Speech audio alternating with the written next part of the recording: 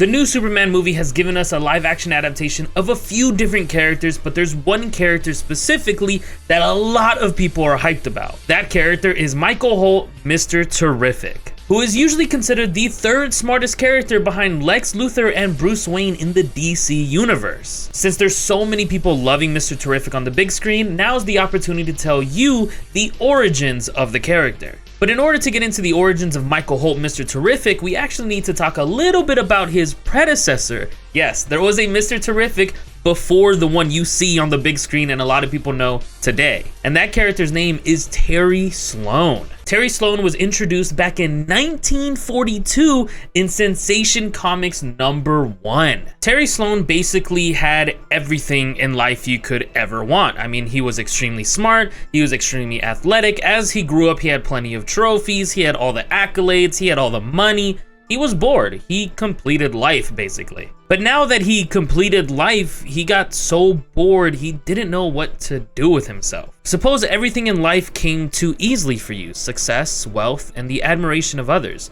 Do you think you'd be happy? No.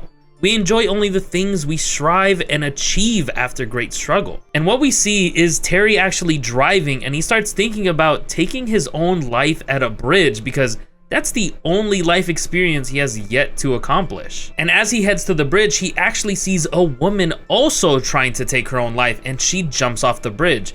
And without a second thought, completely forgetting what his plan was at the bridge to begin with, he dives in, saving her. And he saves this woman known as Wanda Wilson, and she explains to him that she wanted to end her life because she's been taking care of her little brother ever since her parents passed away. But the thing is, her brother and her friends have been looking up to a certain role model that's really just a gangster of the time. So life has just gotten worse and worse as her brother tries to look up to a criminal. And this is where Terry decides maybe there is something more to life that he can actually try and do. And he says, well, before I do away with myself, I think I'll just try once more to get some fun out of things. And what he ends up doing is putting on a costume and leading the kids over to the gangsters' hideout. And he completely destroys the gangsters, taking them all out extremely easily and kind of using a slogan known as fair play, because he hates fighting when there's any type of advantage. So he got really mad when they had knives and guns out, but he still dealt with them pretty easily. And he tells the boys, you see boys, not so much of a hero after all. And they say, well, maybe he's not strong like you, but he's smart. And what Terry does is actually write a bunch of numbers on a wall to make the gangster add it all up, and he couldn't. So everybody was like, oh my god, he's actually an idiot and weak. And this is when the kids drop the gangster act completely and end up starting their own club called the Fair Play Club in honor of the hero they now call Mr. Terrific. Well, you might be asking, why is Terry Sloane important to the origins of Michael Holt, Mr. Terrific? Well, let me fast forward you guys to issue 54 of Spectre, where we finally get to meet the extremely sad Michael Holt. What we see is Michael Holt at the top of a bridge, throwing off a picture of his wife, thinking of taking his own life. Now, as he's ready to jump, a bunch of kids pull up on him saying, give us your money if you want to live. And he turns around saying, but what if I don't want to live? And the kids reply saying, then we'll just take you out and your money. And that's when Jim arrives, and Jim turns into his Spectre form, scaring off the kids. And Michael replies saying, I suppose I should thank you for saving my life. On the other hand, I'm not sure I want to live.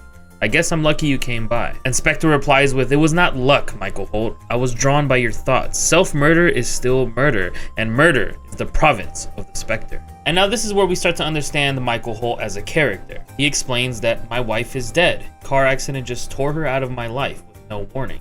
All the things I've done in my life, the money I've made, the achievements in sports and science, they're nothing without her.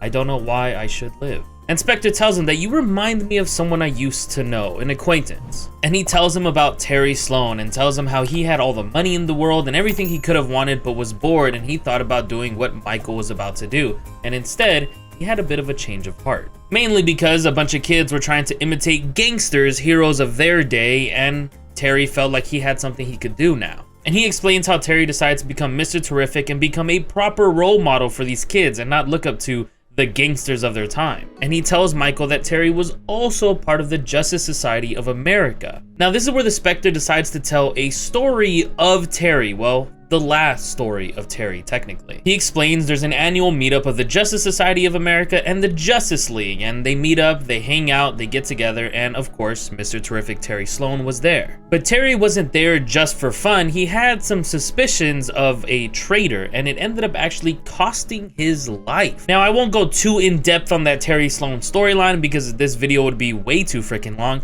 but basically Terry is killed, and eventually by the end, when they figure out who did it and all the fighting starts happening, Terry comes back to life, kind of, momentarily, and he helps the JSA win against the guy who murdered Terry. Now, the important part with this ending is Terry and Jay Garrick's dialogue. Terry tells them after most of his career in the JSA, he's felt outclassed, but right now, after I'm dead, he feels like he truly belongs. And Jay replies saying, "You always belonged with us, buddy. It wasn't powers that made any of us heroes, it's heart, and you always had that in spades." And Terry says, "Guess it's a little late to finally understand that, isn't it?" And they tell him, "No, I think you understood it at the perfect time. Rest in peace." And now back with Michael and Spectre, Michael says, "That's an amazing story, but I can't help but notice that you're probably telling me this for a specific reason." And Spectre tells him that a void needs to be filled. Of course, no one can be replaced, his wife, Terry Sloane, or anyone else of the sort. But maybe doing what you have to do can help fill that void. Mr. Terrific served the purpose, and that purpose isn't filled by Superman or Batman or even the Spectre. He worked at the street level. He reached kids who might otherwise have gone bad. He replaced gangsta role models with one that stressed fair play. There's a need for that kind of hero today. Maybe if you fill a void that's out there, you can ease the one that's inside you. You game? And this is where we see Michael actually go back to the kids that threatened him earlier, because the kids went to their head honcho boss, and the boss wants to beat them up for not coming back with any money. And Michael tells them to call him Mr. Terrific, and he ends up fighting those head honcho gangsters. And he takes them all out pretty dang easily. And the kids get hyped for Mr. Terrific, saying, "Wow, you're actually too cool. What about powers? Do you have any of those?" And Mr. Terrific replies saying, "No, don't need them. I'm just cool." And this is where we get a little bit of a conflict between Spectre and Michael Holt, because Spectre shows up trying to take those criminals, saying, "You're not worth keeping alive because the blood on your hands in the future is too dang much." And Michael yells at Spectre, saying, "Hold on, your gig is avenging those that have been killed. If these three haven't yet killed anyone, then you got no right to be doing what you're doing. Turn them loose." And Spectre replies saying, "And the evil that these boys will do, who will answer for that?" And Michael says, "I will. I'll put my soul on the line. If there's a chance of turning any of these kids back, then I claim that right. Fair play, man." And the Spectre lets them free, and Michael yells at him saying, "Hey, I'm just telling you right now, the original Mr. Terrific would also be on my side." But of course, this was the Spectre's plan. He says they needed to see that, Michael Holt. They needed to see their hero strong enough to seemingly face down even the Spectre. It will build your reputation and burnish a legend. And now we have our Michael Holt Mr. Terrific. Now, the only problem that there is with him being Mr. Terrific now is that in the comics, it took a while to kind of get the ball rolling for him. We don't really see him again until issue 62, the end of this Spectre storyline, when they show up for Jim's funeral. And I mean, it is a really cool moment. Wildcat walks up to Terrific saying, "Hey, you're the new Mr. Terrific?" And Michael gets a little defensive, asking, "Is there a problem with that?" And Wildcat punches him saying, "No, of course not. I'm glad you have the name. Just do it justice, because Terry was a good old friend of mine." And then after that, we finally get him in the Justice Society of America, but specifically in a storyline called Secret Files. And they just kind of finally give us the actual design most of us know about him, and a little bit more of a bio for him as a character. And then they give us these 2 pages of Michael visiting where his wife passed away a year later, and that's kind of it for this little JSA Secret File story. And then we finally start getting the ball rolling after that Spectre storyline and the JSA Secret Files in JSA number 5 back in 1999. He finally makes his presence known, he's got the new costume, and he joins the JSA ready to help them out. And you can honestly read up on this whole JSA storyline because it gives you so much stuff on Mr. Terrific, but more specifically, he does some cool stuff around issues 11 to 13, because in issue 12, he ends up going against Cobra, and we end up learning that Mr. Terrific also has 6 black belts. So as you can assume, their fight is pretty easily handled. except for some sly stuff that Cobra does. And then in issue 13, we get an even better explanation of who Michael Holt is at this time. He says, "My name is Michael Holt, aka Mr. Terrific. I'm an Olympic level athlete, a millionaire many times over, and I am a superhero." By the time I was 6, I had read and assimilated the works of Bohr, Einstein, Planck, and Feynman, the pantheon of theoretical physicists. While other children struggled through Sesame Street, I learned the time and space are merely a series of shifting coordinates in a grandeur continuum.